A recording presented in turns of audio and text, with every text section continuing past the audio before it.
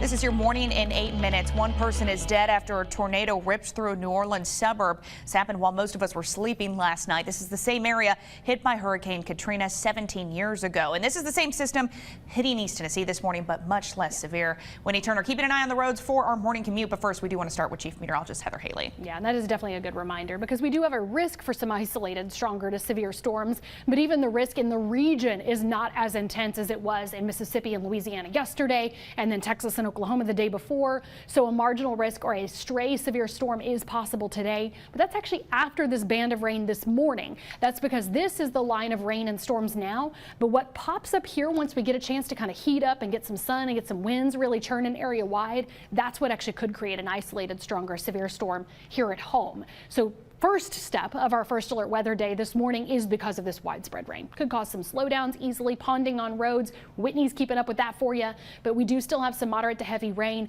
Notice Knoxville north and east, it's more persistent. We've had all the widespread rain southwest, so you still have some issues potentially there, but at least we're starting to catch some pauses. So that's where we're making that transition over to scattered rain over the next couple of hours. Right now it's a little hit or miss in parts of Knoxville, Loudoun, Kingston, heavier rain all of East Knoxville throughout Dandridge area. Again, we had a thunderstorm trailing up into Monroe County now. That's died down to still some moderate to heavy rain in Monroe. Drenching Dandridge at the moment. Granger County as well. Highway 11W to Morristown at the 40-81 split there. Pretty much either way you go, you're driving through some heavy rain. 75 through Campbell County, another problem spot at the moment. But like I said, the winds actually go up area wide today. Right now we're catching them in the higher elevations. Late morning through afternoon, we'll have 30 to 40 plus mile per hour gusts, and that's what can fuel an isolated stronger to severe storm. So we'll track out the differences from this morning's rain to those storms for your afternoon coming up here in just a few minutes. For now, let's get a look at that first alert traffic and Whitney Turner. Extra time needed for your morning commute, and we want to get to a wreck that we have just confirmed on Chapman Highway. This is at Hendron Chapel Road. Happened just a few minutes ago. We do know that police are on their way. If you are traveling in this direction, make sure you're giving them space or even take an alternate route to avoid this area while they attend to that crash scene. Now, that's the only incident we're tracking right now, but this is a live look at the types of conditions you can expect along your drive. That rain coming down, slick roadways, adding to low visibility on the roads. Want to make sure you have your low beams on and taking it slow to avoid hydroplaning. Whitney, thank you. 6:52 right now. Knoxville police need your help finding the driver of this red Toyota sedan.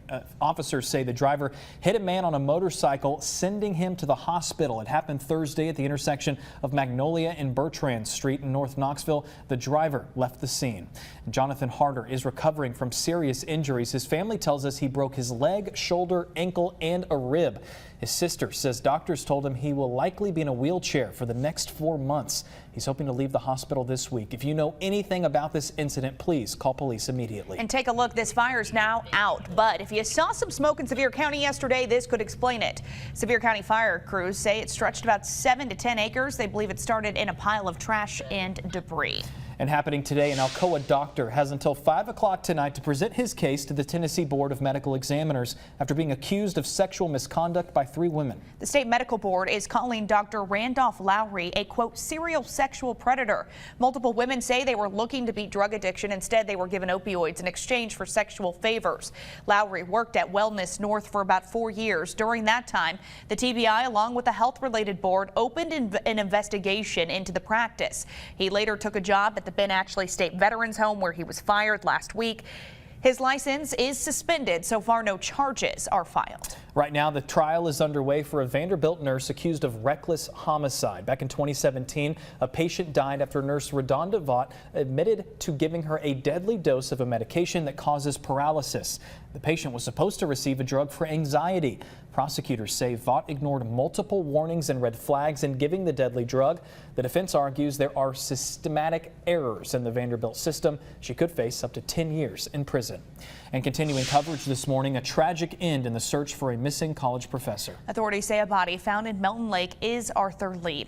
He went missing on February 20th. Police found his body around the peninsula area early Saturday morning. He was a professor at Roane State. Investigators are not suspecting foul play.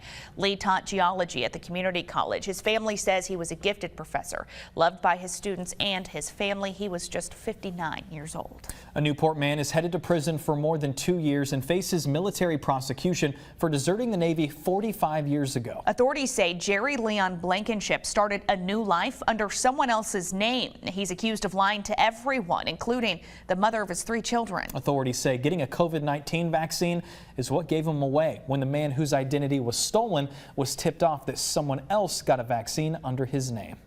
And around the world this morning, President Biden leaves for Brussels on his way to meet with NATO and European leaders to discuss the war in Ukraine. White House officials say the president will announce joint actions to reduce Europe's dependence on Russian gas.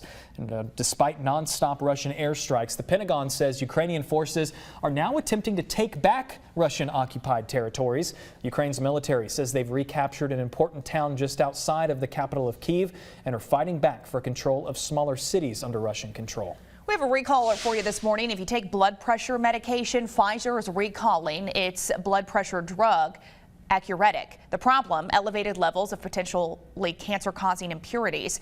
Now, there have not been any reports of anything happening to anyone who have taken this medication, but Pfizer's recalling it just in case. We do have all this information for you right now in the As Seen On section of the WVLT News app. And experts say COVID-19 cases are likely to rise as a new coronavirus strain spreads here in the U.S.